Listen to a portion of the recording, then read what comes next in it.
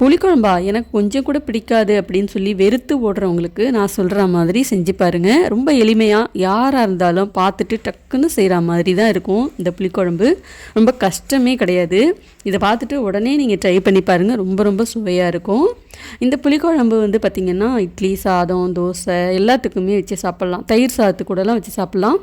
நேற்று ஒரு ராகி களி ரெசிபி போட்டிருந்தேன். அந்த ராகி களிக்கும் இந்த புளிக்குழம்பு வச்சு சாப்பிட்டிங்கன்னா ரொம்ப ரொம்ப அட்டகாசமான ஒரு சுவையில் இருக்கும். சரி, இப்போ வாங்க நம்ம இந்த புளிக்குழம்பு ரெசிபி பார்க்கலாம். இந்த புளிக்குழம்பு ரெசிபி பார்க்கறதுக்கு முன்னாடி இது வரைக்கும் நம்ம சேனலை யாரும் சப்ஸ்கிரைப் பண்ணலாம், சப்ஸ்கிரைப் பண்ணிக்கோங்க. நிறைய பேர் சப்ஸ்கிரைப் பண்ணாமே தான் பார்த்துட்ருக்கீங்கன்னு நினைக்கிறேன்.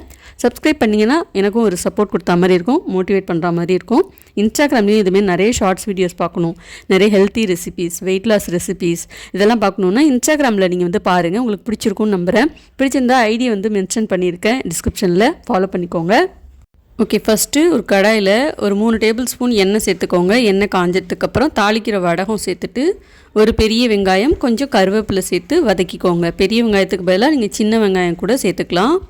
வெங்காயம் ஓரளவுக்கு நல்லா வதங்கினதுக்கப்புறம் கட் பண்ணி வச்ச வெண்டைக்காய் சேர்த்துக்கோங்க.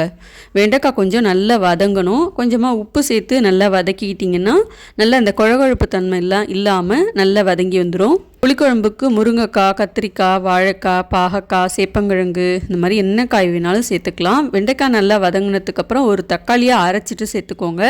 காரக்குழம்பு, வத்தக்குழம்பு இதுக்கெல்லாம் தக்காளி அந்த மாதிரி அரைச்சி சேர்க்கும் போது நமக்கு நல்ல அந்த கிரேவி கன்சிஸ்டன்சியும் கிடைக்கும். தக்காளி சேர்த்ததுக்கப்புறம் ஒரு நெல்லிக்காய் சைஸ் புளியை கரைச்சிட்டு அதையும் சேர்த்துக்கோங்க. 1/2 ஸ்பூன் மஞ்சள் தூள், தேவையான அளவுக்கு குழம்பு மிளகாய் தூள், குழம்புக்கு தேவையான அளவுக்கு உப்பு சேர்த்துட்டு நல்லா ஒரு தடவை கலந்து விட்டுருங்க. இப்போ மிளகாய் தூள்லாம் சேர்த்துருக்கிறதுனால பச்சை வாசனை போய் நல்லா கொதித்து எண்ணெய் பிரிஞ்சு வர்ற அளவுக்கு கொதிக்க வச்சுருங்க. ஒரு 2-3 நிமிஷத்துக்கு நல்லா ஹை ஃப்ளேம்லேயே வச்சு கொதிக்க வச்சுருங்க. அப்பப்போ இடையில திறந்து பார்த்துட்டு நல்லா கிளறி விடுங்க, இல்லைன்னா அடி பிடிச்சிரும்.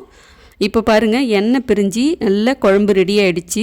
நம்ம புளிக்குழம்புல என்ன காய்கறி சேர்க்குறோமோ அதுக்கு தகுந்த மாதிரி தான் குழம்போட டேஸ்ட்டும் வாசனையும் இருக்கும். முருங்கைக்காய் சேர்த்தா அது ஒரு தனி வாசனை தான். கருவாடு சேர்த்தா அது இன்னுமே தனி ஒரு வாசனை, தனி ஒரு சுவை தான்.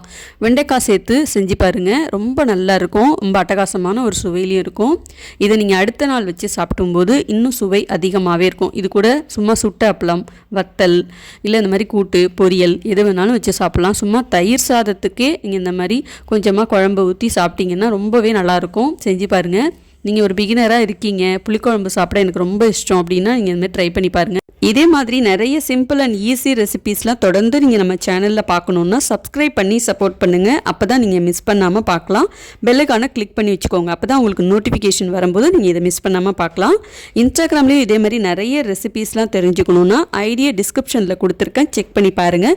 பிடிச்சிருந்தா ஃபாலோ பண்ணிக்கோங்க. அடுத்து வேறு ஒரு ரெசிபியில் நம்ம பார்க்கலாம். பாய்.